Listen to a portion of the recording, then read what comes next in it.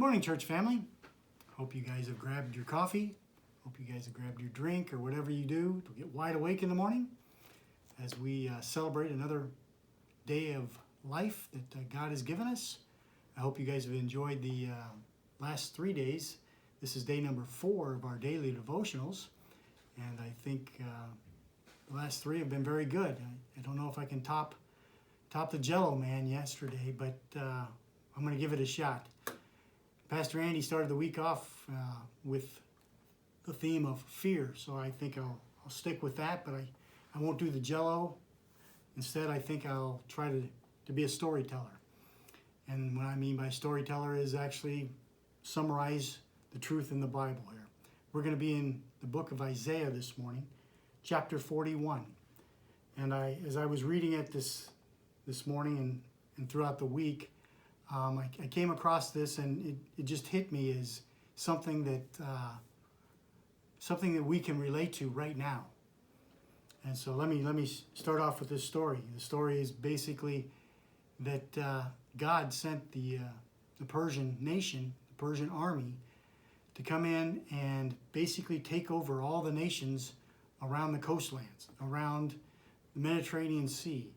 And these nations were being overwhelmed by this army. I mean, this army is spreading and going across.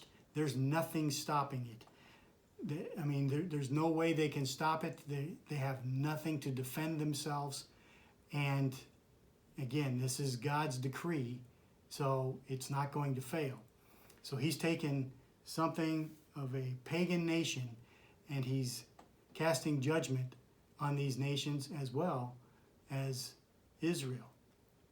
Now, in verse 6, it's unique because it says in verse 6, what they were doing is everyone was helping his neighbor. And he was saying to his brother, be strong. And in verse 7, they were making idols.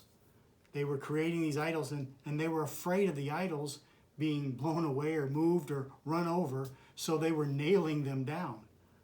Now, this brings to mind here that what's going on today, and we have a virus that's just unstoppable. It's just going across the world at its own pace, but we all know that basically it's God's pace and God's timing of how this virus is playing out.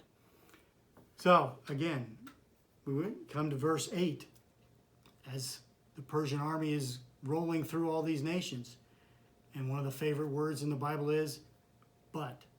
And verse 8 says, but you, Israel, my servant, Jacob, whom I have chosen, the offspring of Abraham, my friend, you whom I took from the ends of the earth, and called from the farthest corners, saying to you, you are my servant, and I have chosen you and not cast you off.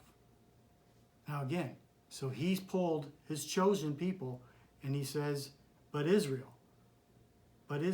fear not, verse 10, fear not, for I am with you. Be not dismayed. I am your God. I will strengthen you. I will help you. I will uphold you with my righteous right hand. Again, God's chosen people, he's telling them, don't fear. Us, as the body of believers, we're not to fear. God's got us. We're not to be dismayed. We're not to be afraid. He will strengthen us, and he will use his righteous right hand, which is a sign of strength to his people. Again, thinking in our situation now, we can rely on God to strengthen us. It goes on in verse 13. For I, the Lord your God, hold your right hand. It is I who say to you, fear not. I am the one who helps you. Fear not, you worm Jacob, you men of Israel. I am the one who helps you, declares the Lord. Again, the Lord is going to help us. The Lord has already have these plans laid out. His providence is going to be evident. And he finishes it up. We're basically in verse 17, where it says, hey, I'm weak. I don't have the supplies that I need. And God says in verse 17, I, the Lord, will answer them. I, the God of Israel, will not forsake them. And he will provide. He will provide all that we need. And not only will he provide it, but he provides it abundantly. And why does he provide it abundantly? It's because for his glory. He will show his glory by being and creating things more abundantly than what they were before. Remember, this was getting wiped out. It was being desolate. It was being a desert. He was going to restore all things. And I think we can think in terms of when we're in our homes and where we need to stay together, that he will be our strength. And for those who don't know and do not have a relationship with Jesus Christ, they need to be afraid. They don't have the strength. We do have the peace that we above all understanding. So, again, read chapter 41 of Isaiah.